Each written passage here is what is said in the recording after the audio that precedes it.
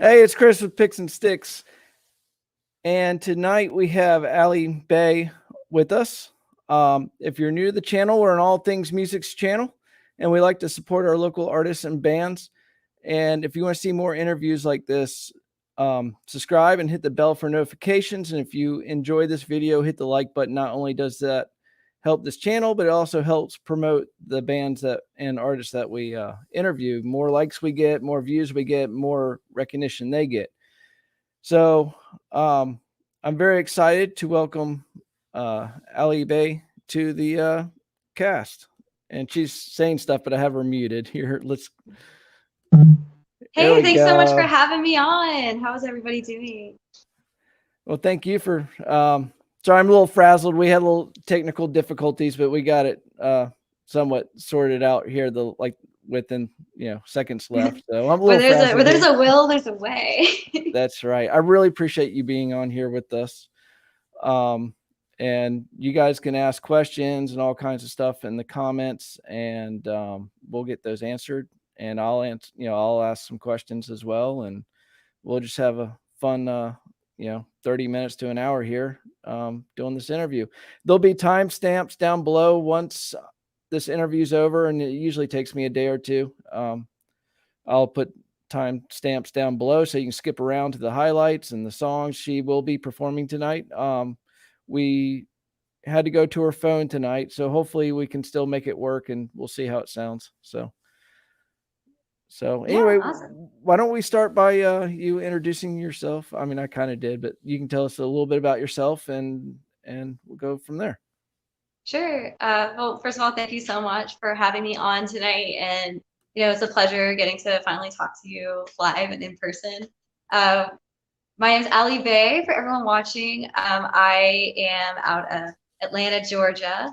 I'm based mostly in Marietta, and I have been performing music for quite a while. I've been writing since I was just a kid. Probably, I wrote my first song when I was 7 and compiled tons of songs over the years. I write compulsively, and about a couple years ago, I'd say about 3 years ago, I decided to take it seriously and to catalog my work into an album and actually publish it. So that's where I am today as an artist. I would say my genre is dance rock, indie rock, a little bit of pop. I bounce around between those two genres. And I speak 3 languages, so English, what I'm speaking now, and then Mandarin Chinese and Spanish fluently. So I try to incorporate all of those influences into my art and my music so that plenty of people can enjoy it. That's pretty impressive. I barely speak English, so Yeah, I mean, English is a hard language. It is a hard language to learn. I guess even the native speakers, we gotta keep working at it every day. so how has having knowing multiple languages influenced your writing and helped your writing? Oh, it's amazing because it's multiple. It's just a different medium in which to tell your story. And actually, when you learn a language, a lot of people say that you actually take on a different personality when you're learning that language.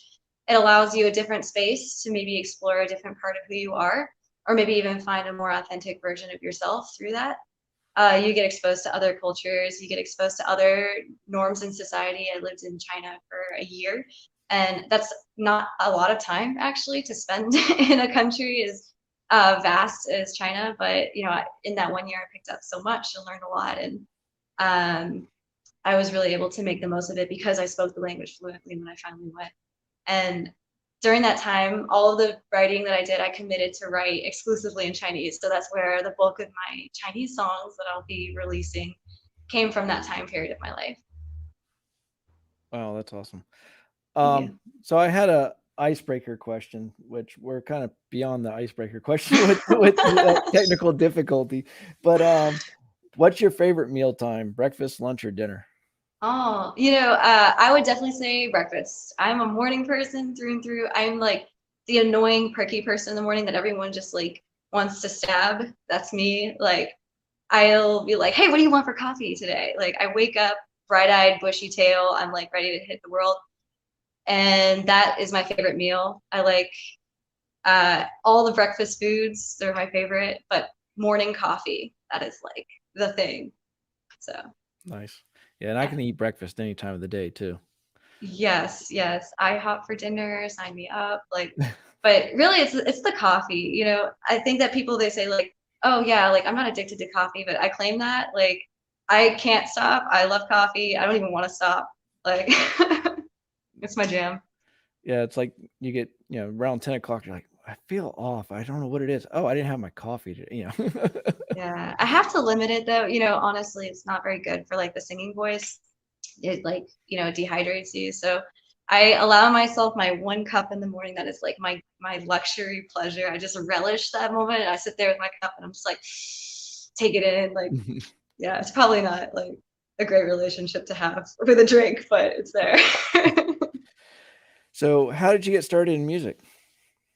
Um, so I have always loved poetry and language. Obviously, that's been something I just love, and I loved making rhymes and rhythms as a kid.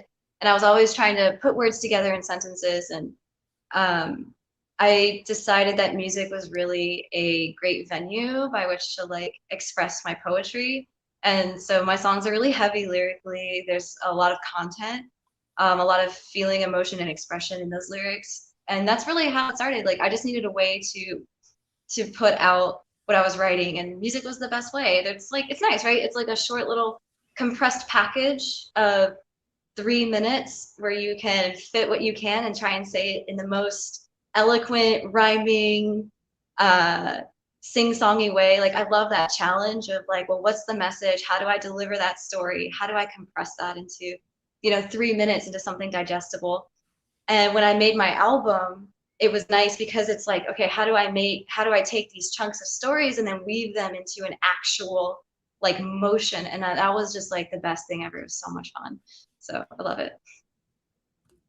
That's awesome. What do you enjoy more, writing or performing? I feel like, do you know the answer already to this question based I, on based on based on all the research I've done on you, I would say writing, but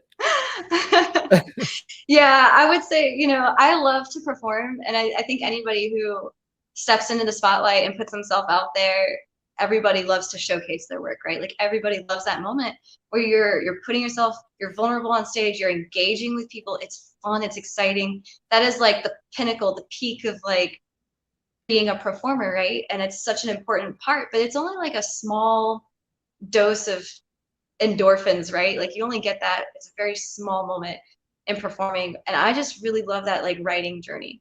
I love everything about it. And I guess like, I'm the person who likes the hike more than getting to the top of the mountain. Like the top of the mountain's awesome. You take your photos, you're like, yeah, I did it. But it really is all about the writing and the challenge and the fun. And there's so many parts of writing. There's the initial conception of the song, exploring like what do I want the song to tell? What am I trying to say here? And then also like as you move further along, there's the actual composition. Like what are the instruments that belong in the song? What is the song telling me right now? That do I hear an accordion? Do I hear more guitar heavy? Am I hearing distortion? Like, or do I want some like do I want to be groovy? Like that's the fun part is the exploration. And there's times where you have the world of sounds at your disposal, and now you have to pick your players to make that song come to life in the best way possible. And I think that is just, yeah, it like sets me on fire. Love it. yeah, and we'll talk a little bit more about that, about your music, because your last your album, it's got a lot of creative writing in there, and and with the instruments and the verbiage and everything. So we'll definitely get into that. What are some of your biggest influences?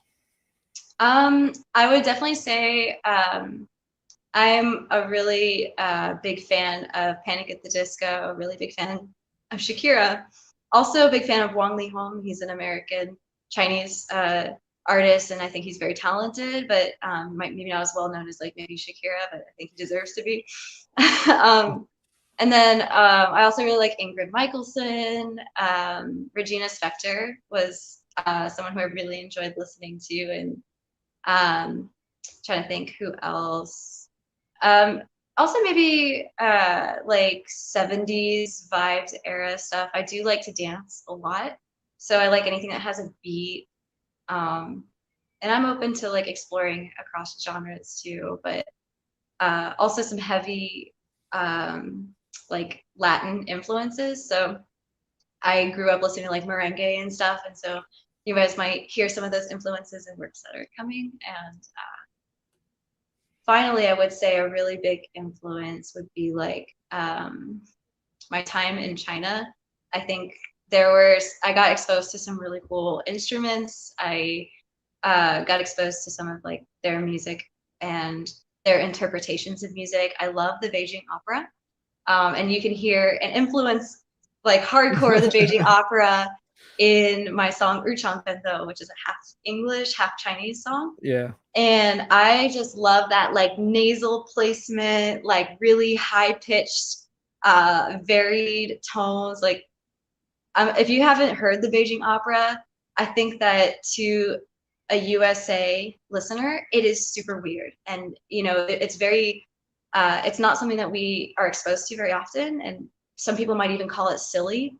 And I just think it's just so unique and so interesting. And it really inspired me a lot. And also I had the pleasure of translating for a course that taught um, Chinese music it was like a music 11, like entry level music course. It was an exchange at a university.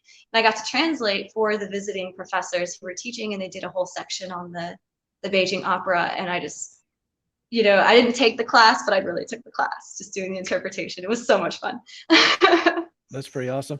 And I noticed a couple other songs too had kind of a, I don't know what you call it. I don't want to say, um, I don't know what do you call it, like play type feel, or Yeah, like theatrical maybe. Broadway, or my Yes. yeah. So Um, you're probably talking about Golden Child. It's like a piano song, but it has this like kind of dramatic, almost like um, it really is dramatic. We used an accordion and like some like sad mandolin in there, and it was about this like struggle between me and my mom and the relationship that we had at the time when it was written, which was like really terrible, right? And it really is it's a really good perspective piece, I think, and not quite rock and roll, but definitely yeah, something very I think melodramatic. it was that one. Um, so all right. So what's one of your favorite venues to play? Oh man, I really enjoyed. Um, let's see, Hotel Utah. It was just an open mic out there, but it was like the best open mic I'd ever done. It was Oh out wow. in San Francisco, and it was a blast. And it was because of the community around it. The the whole vibe was just like everyone was there to support each other, and everyone there was super talented. And it felt like a real like it didn't feel like an open mic, it felt like a show. So like if you're ever in San Francisco, definitely go to the Hotel Utah. It was a lot of fun. And it has sort of a it's like I don't want to call it like a Western feel because it has kind of a saloon vibe, but it's like a little more hippie than Western. So it's just like very unique. It's very down to earth. It's very cool. And then my second favorite place was at the Verona in Tampa, Florida. So in February, we actually did a full band show down there, and that venue was awesome. And the guy who runs it, his name is escaping me at the moment, but he put so much pride into his sound work, and he was right there, like he was troubleshooting the sound, like he knew exactly like what he was doing, and he really cared about the show and the performance. And yeah, it was just a great venue. So the Verona, if you're ever in Tampa, it's cool. Now, were you out in California for a while, or was it? Yeah, well, so at the time when I went to Hotel Utah, like I was just visiting there for a week. Mhm. So it was just a trip I took to visit some friends. And I did the open mic circuit when I was out there. And but I did live in California. I lived there for about 2 years. Okay, I thought I saw Probably, something about that. Yeah. yeah. So that was cool. It was a fun time. I lived near San Francisco, and I appreciate the California vibes. I really like to surf. I really like the outdoors. So it was a really cool experience. That's also where I got to practice a lot of my Chinese, although Many people in Chinatown speak Cantonese. I speak Mandarin, but plenty of people speak Mandarin too, so it was fine. Is it a big difference, like, or can you communicate um, with it, back and forth with the two different? so the dialects are completely different. They are spoken like two totally different languages, but they are written the same.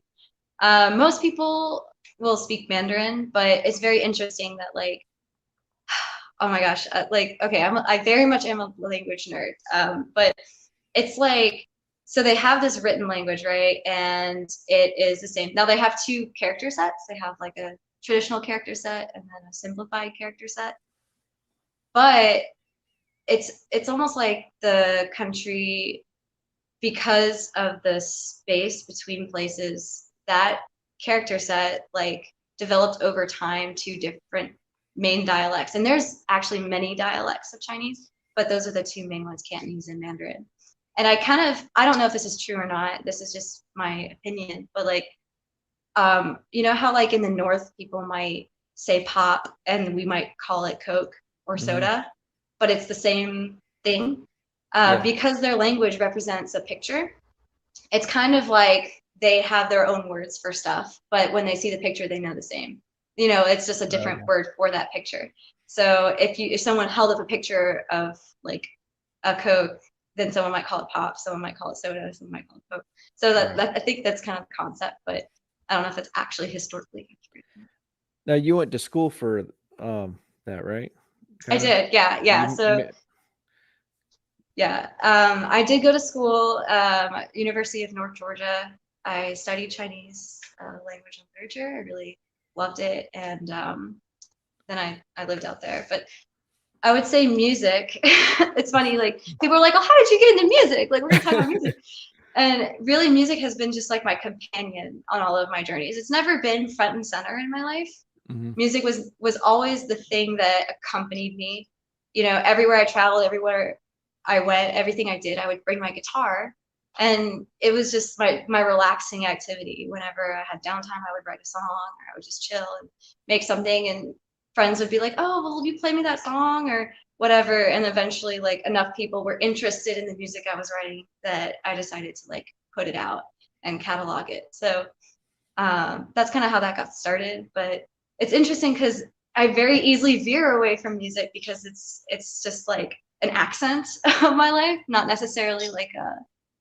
It's not necessarily the thing that's front and center, but now it's becoming front and center, and it's an interesting venue to share those experiences that I've had along the way. Yeah, it's definitely it's really cool, and it's cool how it shows up in your writing too. So if you could play any venue, what would it be? Oh shoot. Well, I would definitely say, I mean, okay, so there's always like the sparkly, like, of course, it's like a musician's dream to play like the Super Bowl or to play at like the Vatican or something. Right. I would love to do that. But honestly, like, I would just love to play the Tabernacle in Atlanta. Like, if you know anyone who can get me into the Tabernacle, like, please send me up. Like, I saw my first concert, like my first show. Well, was it my first show? It was like the show that like made the most impression on me. I saw Lamb of God, Behemoth, and Hatebreed there, and I was like, oh my God, this is the coolest place. These are the coolest people. I love this whole vibe. If I could ever play a show like this, I would just die so happy. So really the Tabernacle, I think it's a place. So. I'm definitely going to get some hate for this, but I've only gone there one time, and it was like right before the pandemic. I went and saw Slash there, and I was like, "This place is amazing. Like, why haven't I been here like a long time ago?" And yeah, I'm definitely going to go there more because it's such a it's very intimate too. Because you're Yeah, like even the highest farthest seat away, you're still like right there, and it's a beautiful venue too. It's definitely underrated. Yeah. I think so. And I really enjoyed my experience there. And I just think yeah, it's pretty, right? Like it's just like a neat place. And I think they have like different stages. I haven't been there a whole lot, but it really made an impression on me, I would say. So definitely Yeah. would play there. It's like the little wood stairs going up to the balconies and stuff like that. Yeah, Uh, totally. almost an old theater. almost Broadway-ish kind of, but a little smaller. But what's something positive that came out of the pandemic with your music?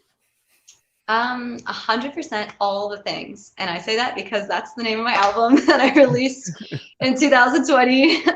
So something really positive about it would definitely be the ability to adapt and overcome. And I know for sure if Thomas Francis O'Brien was listening or if Chris Vieira is listening, like they would be like, yeah, adapt and overcome.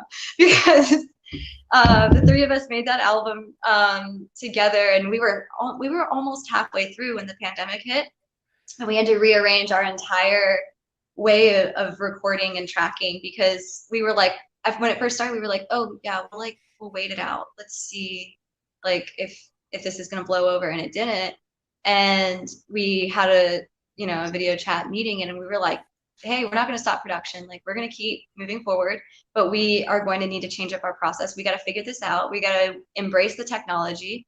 And we are in a good place where we are all able to track our own parts. And, however we want to do it, we want to still make it feel like we're doing this album together. And it really brought us together, I think, in a way that got us through the year. Like, I know I speak for myself when I say I leaned so hard on the creation of this album, and our weekly, we had a weekly Zoom sync up every Monday, and it would just be like, hey, okay, these are what we're going to be working on this week for the album, and when we're done, we'll check in on the next, checkpoint here. And it was just like, it slowed down the process a little bit because it was a little more back and forth, kind of like hitting a volleyball across the court. Like, okay, my turn, your turn. So, but we were able to try out a lot of different technology solutions, and we found what worked for us. And it was nice because it also enabled us to be able to carry this through into the future, because we actually don't live in the same city, any of us. So originally, when we started the album, I was traveling up to South Carolina to meet them at the studio. And, that's not always the most convenient thing.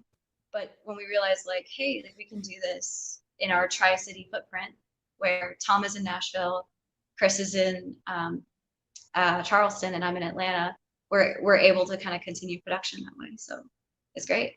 That's great. So you want to attempt to play a song with our let's give this guy a try. Hopefully everything will work out okay. Let me just kind of readjust my camera here. And then there's also on the go ahead. If you can go to settings on your phone, right before you play, turn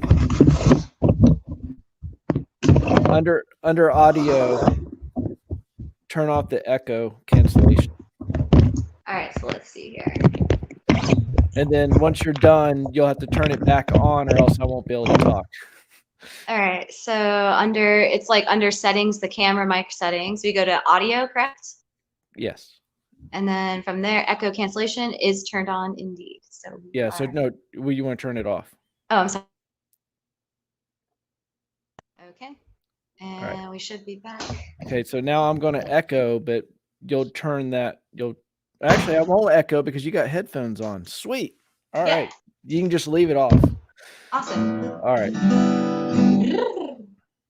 So this one is off the album. It's called Thankster. So here we go.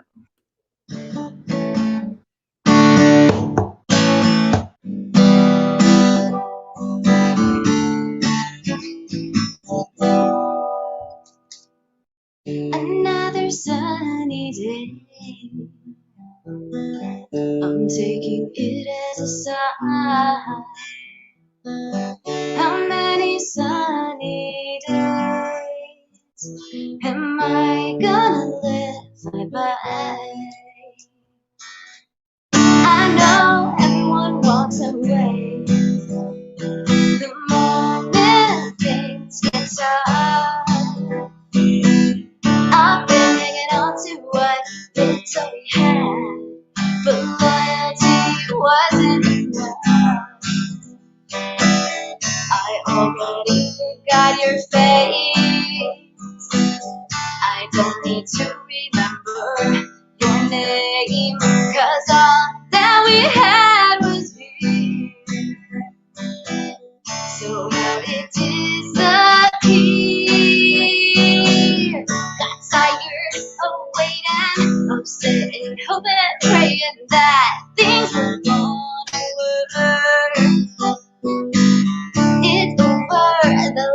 off, doors closed, baby, I'm moving on. And hey, thanks for being a driver.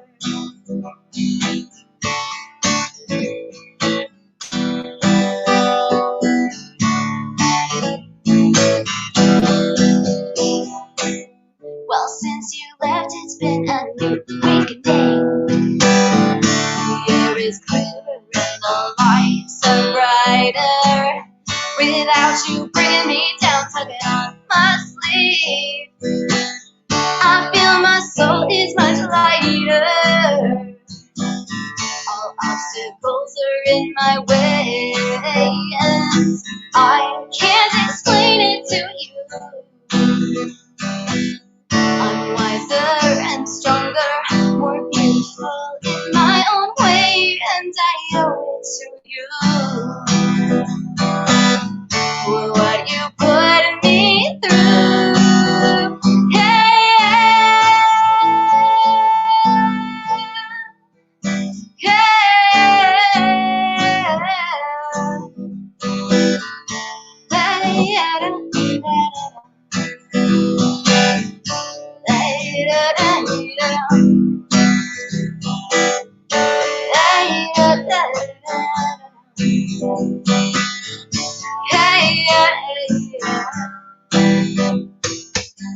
I already forgot your face. I don't need to remember your name, 'cause all that we had was here. So how it disappeared. Got tired of waiting, of sitting, humming and praying that things would run away. It's over, the lights off, doors closed, baby, I'm moving on. And hey, thanks for being a jerk. Yeah, I know what I'm worth.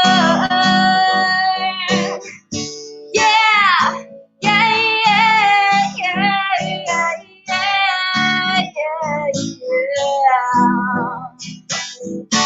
yeah, yeah, yeah, yeah, yeah.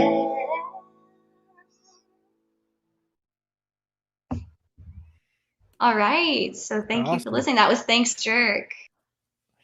I love that song. That's one of my favorite ones of yours. Thank you. I just put the echo cancellation back No, it's fine because you got headphones on. on. Okay, cool. But yeah, that was good. That was great. It compressed it a little bit, so it didn't do it justice, but it was still good. It was good. Maybe the next song I might have you take the headphones off and just like back up a little bit so it doesn't. Sure. But yeah, it was good. I wish we could have got the original setup, but it was I guess it just wasn't. I typically do it when I have a performance. I'll do it the day before, but I was in Rome with my son's baseball team all weekend, so I couldn't do it the day before. And yeah, no worries. And if anybody wants to hear the song in its full glory, please go listen to it. It's on Spotify. That one is a fun song. I also really like to get into it. It's like sort of like that breakup, like girl. It's a little bit girl power, right? I think of like if you think of a bunch of girls like getting together, like maybe you just had a breakup and it's the day that you realize like, you know what, I'm over this, I'm done with the crying, I'm done with everything, and it's time to just move on, put on my roller skates or pick up my paintbrush or pick up my guitar and like go do the thing that you want to do that you didn't get to do when you were in that relationship maybe. So yeah, definitely. And I've listened to that song quite a few times. It rocks. It's got some distortion guitar in it and it's good. There's a lot of pieces. I think there's a really fun keyboard solo in there that I just love. It was yeah, and I should have wrote it. Oh, I think I lost it. Oh, there you go. All right. There's another one I like too. I wish I wrote it down. I normally write them down. This weekend's been like I'm running on about 4 or 5 hours of sleep from last night. So no worries. No worries. Our game got over late, like 10 something. We got back to the hotel 8 and we let the kids like hang out. And then Yeah. Was it baseball? Is it a yeah, baseball game? yeah. And then our first game was this morning was at 9 o'clock. We had to be at the field at like 8 something. So like there was no sleep. I mean, that's tough, you know, and but it's awesome that they're like able to play team sports again. Like, was there like a pause in COVID where you guys couldn't play team sports, or were you guys at least going to the park and getting out and stuff?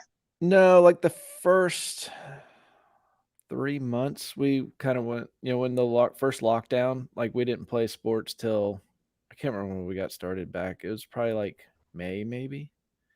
So what Yeah. the lockdown went about March, right? So it was about May we started playing again. But it was select parks. Not a lot of the tournaments could find parks that would let us use them. So we were playing like a lot of Rome tournaments and stuff like that because apparently they didn't care up there. But like Cobb County, they went and opened their parks up and stuff. So it was hard, but it was fun. We Yeah. got it done. We got some baseball in. We were careful. It's outside. Some parks wouldn't let you use dugouts, so you just had to spread out, along the, uh, you know, foul line or whatever. Yeah, Um, yeah. so let's talk about your music. So I love the album. We kind of talked about that. It has a lot of influences and a lot of creativity. And so let's talk about your writing process, I guess. Sure. So how did you Um, get? Go ahead. I can say that the process, I think like it's so hard to like articulate like what makes a song come out of you. Like I think the most mysterious part that everybody wants to know is like, well, how do you think of your songs? Like where do they come from? And I think that like I mean, just maybe something will inspire me. It's usually some sort of life event or like a feeling or I don't know, just something like a subject or a line. I, like I said, I write compulsively, and I say that in like the truest sense of the word. If you think of like someone who's a bit maniacal and like the way they like do something or a little messy, like I'll get struck with like an idea or a thought or a rhyme or a lyric and or a tune. Like sometimes I kind of babble to myself a little bit, like as I go about my day, and it's a little bizarre maybe, but yeah, I just kind of like sometimes like hum around and sometimes I'll just do something I'm like, oh, this is nice. I like this. And then I'll build a song from that. It just happens. And then sometimes it's not a very convenient time of the day. Like maybe I might be like in the middle of working or like cleaning or, some task that you can't like break away from. And so I'll whip out my phone and I'll like babble at my phone with whatever it was that I came up with, and then Right. I'll come back to it later. And sometimes I will sift through like these odd video recordings and be like, oh, I like that one. Like let's play with that idea more. Let's play with that concept, or like, what was that lyric about, and maybe try and capture that feeling or that emotion. Do you Um, do you typically write melodies first or words first? Yeah, that's a good question. I think everyone's a little bit different, and each song is kind of different too. I think it depends on what was the initial inception idea. If it was like a hum or a tune that I came up with, then I'll roll off that. If I'm playing guitar and I find some chords that I like, or maybe like a progression or like a little lick that I'm doing, I'm like, oh, let's build a song around that. I'll write that first. Sometimes I'll write, I think the hardest one is if I already have the lyrics written and then I try to fit music around it. That's very tough, I think, because the lyrics are written without any concept. It's more like free verse, and then trying to mold those into a tune. I'll usually have to take a lot of concentrated doodling on the guitar to find the right tune for it and to capture that mood. Right. Yeah, because Yep. I've come up with phrases and chorus ideas that I really want to write about, and I'm like, I just can't figure it out, But if you have something that you play along with, and you record it, and then you just play it, and you come up with all kinds of lyrics for it. That- Right, right. And so some people are more, you're right, they're more inclined to write like the tune first and then they fit the lyrics in. Some people, they like to have their lyrics and their story written and then they fit it to a tune. And so I guess it just depends on where the song started at. You know, like what do I have to work with? You know, what are my materials here? Yeah. Yeah, brick and wood. So what are you going to build with that? Yeah, exactly. It's like, well, you know, like someone threw a brick into my yard, so let's build something with this, or you know, like, oh, I found this interesting, you know, idea, like let's roll with it. So yeah, that's kind of, you just improvise. A lot of it initially it's improvisation, right? And then from there you start to kind of carefully edit, right? In that first creative stage, you just let whatever, you know, you take that inner editor out of your brain, because we all want to be critical of ourselves, right? We want perfection and we want it now, but it's not going to happen. You just write, you know, and that's what I encourage anyone who is at a writing block. Just start writing. If it's garbage, it's garbage, but like just do it. Like, and then something beautiful will come out of that, and then you'll have something great to work with. And some songs I've written. Actually, one of my best songs, my best performing song, Green Face, I wrote in like just a couple hours. Like it was a really fast write. Like everything just came out really quickly. Less, you know, like I said, just a couple hours, I had that whole song written, and it didn't require a whole lot of refining. I think that one was really clear conceptually what I wanted to do. But other songs have taken years to write, because it's like, oh, I can't quite capture this idea, and I'll put it down and forget about it and then revisit it later. Right. So Act of Contrition on the album, that was that song. I wrote that in 2000 and yeah, so Act of Contrition was written in like 2007, I think.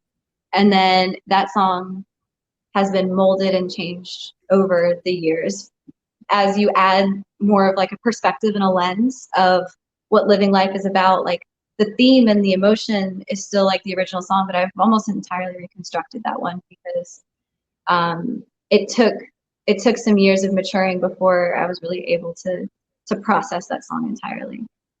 Right. Yeah. Well, you already answered a couple of my questions here. Oh, sorry. No, that's great. It's perfect. I love how it flows. What was your favorite song to write? Oh, golly, I just, they're all, you know, I think a lot of musicians, they'll compare their music to like their babies almost, and it's so true. They all have their own personality, their own sparkle, their own reason that they shine, and every single one of them was really fun to write. I think that the most fun when I was songwriting would probably have been like all the things. That's the namesake song of the album. That one was a lot of fun to write, because that's actually the first song I wrote on piano. So exploring a new instrument and getting, you know, it was kind of a magic there. It's kind of like dating someone for the first time. When you're like on a different medium, you're like, oh, like let's explore, let's push these buttons, let's see these keys. I'm just feeling it out, you know? So that was a really exploratory song, and I just had so much fun writing it. I was like addicted. Like I was playing that same song for like a year. And but in the process of recording and production, Chang Fendo, the Chinese Mandarin, the English mix song, that was just a blast. We had so much fun making it. It came out quirky and weird, and like it was very creative in the way that we did it. I think that Tom and Chris on the album, they really put maximum creative effort towards it. I can tell like they were having a blast recording it. We were doing all kinds of wacky things. We were trying to get some you know, we were holding up the guitar really close to speaker to get some like feedback, and like just trying to make some nuancy sounds. And how do we incorporate this element of the big actual song? There's a great part where it goes like yeah, you know, like really high and kind of wacky. I loved it so much. And yeah, that was a blast. So the little instrumental thing, the front, or the first track, where'd that come from? That, you know, that was actually the last song that we did on this album. And really it was hard because I wanted to introduce the album in a way, but I didn't feel like there was any one song on the album that really did a good job of introducing the whole concept and vibe of it, even though we named the album All the Things. And I named it that because that song literally is all the things. It is a selection of different songs from different chapters of my life. It's sort of like an overture of what my life has been like. And I would say anybody who wants to know me, listen to my album. You're going to know more about me from my album than maybe some of my closest friends. Like, that truly, like, that's what that album is. But none of those one songs captured that. So I wrote that overture as a way to introduce different elements of the songs, right? It's a very short, if you think about like theater, whenever you go to see a play, they do an overture in the play. And that's sort of what that was. I think it's a lot of fun because it goes from this sort of like dreamy, fun, like okay, some MIDI, some like little like violin keys, and then it gets kind of harsh, right? You have this harpsichord, bum, bum, bum, bum, bum, bum, bum, bum. Becomes kind of circusy, and like there's some conflict happening there. And I think it really captures the album because there's some romantic, some nice, some fun, and then it kind of gets kind of hard and some, it's kind of meaty in some ways. So I Right. really like that. Kind of remind me of the Foo Fighters, the album before the one that just came out, but the one before that one. They had a little thing in the very beginning that was unbelievable, and it's like but it was only like a minute long, and you're like, wait, I want more, or like, Oh, and then you're like, okay, well, are you going to expand on that later? but I get what you did with it. That's awesome because it did have a feel of like the whole album. thank you. And what's really fun is I actually used tunes and chords from the other songs. So if you listen to it, there's so that harpsichord, that bouncy dramatic harpsichord was actually pulled. I changed the key, I think, from Golden Child, but there's a scene from Golden where it's like, I call it a scene, but I guess it's not a scene, right? Like there's a moment in Golden Child where it's like, if I'm guilty on your deathbed, at least I'm not the only one who wasted my life being angry. And it's sort of this like bouncy, like, bum, bum, bum, bum. So I just took that, put it into harpsichord, and kind of like, because I wanted to introduce that. I wanted that to be like familiar to people, So it's like when they get to that song, they're like, wait, like I know this feeling. Like, where did I hear this? And it was from the overture. It introduced the song for me, so it gave some context, hopefully, to the way it is. So Yeah, it was good. thank you. You want to talk about the next song you're gonna play? Yeah, so this one is a beautiful song. It's actually the last song on the album. It's called Find the Light. It is about, obviously everyone has their own challenges to face. And I am Roman Catholic. I'm a practicing Catholic, and I would not classify my music as like Christian rock because there's definitely some songs that are just not appropriate for like a place of worship.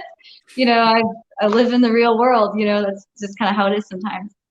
But that is my one song that is really inspired by my faith, and it has gotten me through some hard times. And I actually wrote it for somebody who was struggling with theirs. And that song was meant to encourage them to just, hang in there. He was going through, obviously no one here is going to know who I'm talking about, but he was going through some family issues. He was struggling with his dad, and he was sort of on the fence about his faith, with it, whether or not it was real or not. And that song was written because it was like, I see this person who has a lot of glory in, like, you have like glory in you, and you're just kind of struggling with it right now.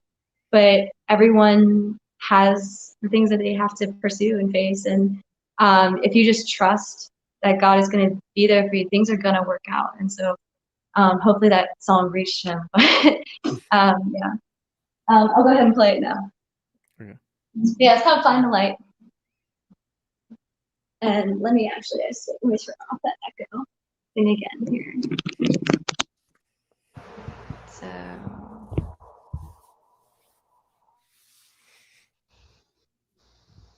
all right. Also, I really love it because it's like very finger pick style, which is also really pretty. Right.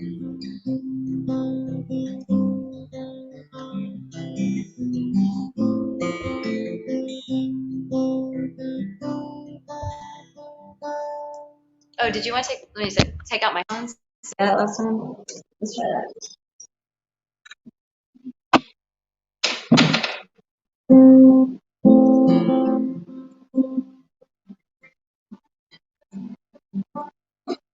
On the floor, on my knees, giving praise and worshiping, glory to God, free and sure.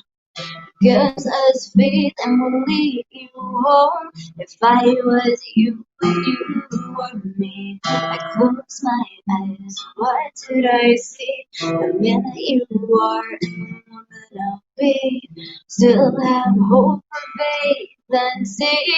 Every day is a challenge to face. Find the light that the Lord has made. The sacrifice has the power to save. In the bread of life, peace comes to those who pray. Hey, pray.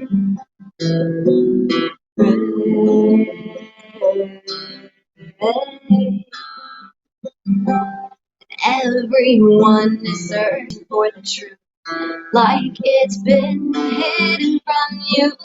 All I know is what I see has all along been in front of me. Bow your head and ask for grace. Peace of mind within is reign. You can't comprehend this plan until you ask for courage to follow His will.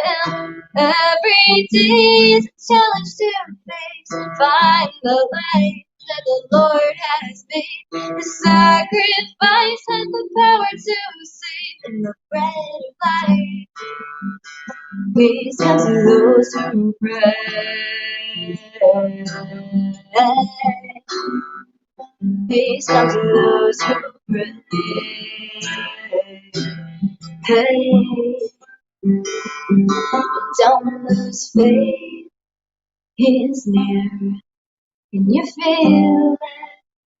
The God of the universe is here, and He will guide you. Don't lose faith. He's near. Can you feel it? The God of the universe is here, and He will guide you. And every day is a challenge to face. Find the light that the Lord has made. The sacrifice has the power to save. It's the bread of life. Peace comes to those who pray. Peace comes to those who pray.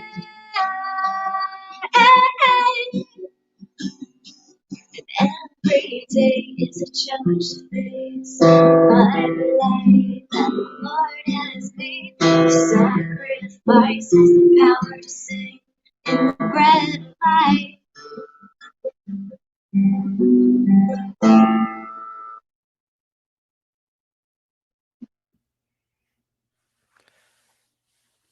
Awesome. Thank you.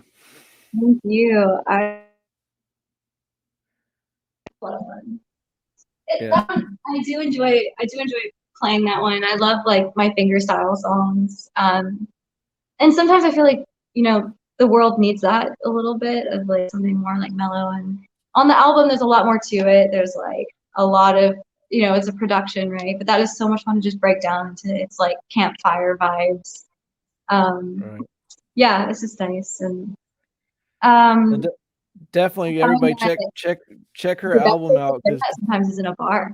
It's amazing. Like sometimes, sometimes people like respond really well to it. Like, there was a time when I was first starting out performing, I didn't have a lot of songs, that I had ready to perform. So that was one of the first ones I had. And, if I would go do an open mic night at a bar, I'd be like, well, this is what I got, so I'm gonna play my Jesus song, I guess. But people just like really responded well to that. And I think that there's something wholesome that's needed, especially right now and what we all went through, collectively last year. But also like the struggle's not over, and regardless if the problem is a worldwide phenomenon, or if the problem is a personal struggle that maybe you're silently dealing with, it's nice to have something, a little dash of something wholesome. So that's why the album ended on that. Like, I want people to leave feeling like, you know, there's still like all the drama and everything that happens in our lives, the breakups, the family drama, the heartache and the pain. There's also good times, there's fun stuff, but like at the end of the day, there's also something wholesome that we should look forward to. So All right. Well, everybody, check out her music. That did not do it justice whatsoever. The bandwidth was interfering a little bit with it, but it.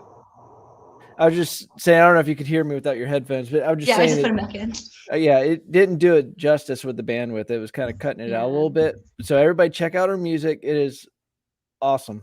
I mean, you won't be disappointed in her music. Check it out. You can find out. Thank you. So let's talk about where everybody can find your music. Yeah. So make it really simple for you. Alley Bei. Just look, you know, wherever you can see if my, you know, in the description or whatever, just find my name. It's alleybei.com. And on the landing page, you will see there's a, you know, a stream now button, and it'll take you to the music links. You can click around my website. I've got some fun stuff on there. I've got a web comic that I'm not very consistent with it, but I do have a web comic that I do. And then I also have, you know, like a little store. There's, you know, you can download the album if you'd like to buy direct. You're more than welcome to. You also get, like, when you download the album from me, you get an animated digital piece. So like I animated the album cover, so the wings actually like flap up and down. It's really cute. So you can't find that anywhere unless you download it from me. Yeah, the comic thing it's pretty cool. It's cute. It's fun. I read them. I actually found those today. I think I've seen them before, but you know, I saw them today and read them. They're Thanks. cute. Yeah, they're just like little doodles, like, because remember how I said like the music is a lot like your babies or like your family almost, like, and these songs really got me through a lot. And so the comic is just a fun way so that you guys can kind of see the personalities of the songs come to life and how they would like maybe interact with each other.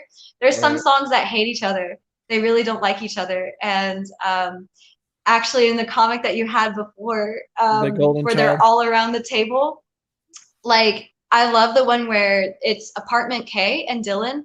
So when I was creating the order of the album, I rearranged this, like the seating of the songs. They like I had a really hard time deciding which songs would sit where in the order of the album. So this comic is kind of representing me making that final decision and being like, all right, guys, this is the last seating change. This is where we're gonna be. And not everyone is super excited to be where they are.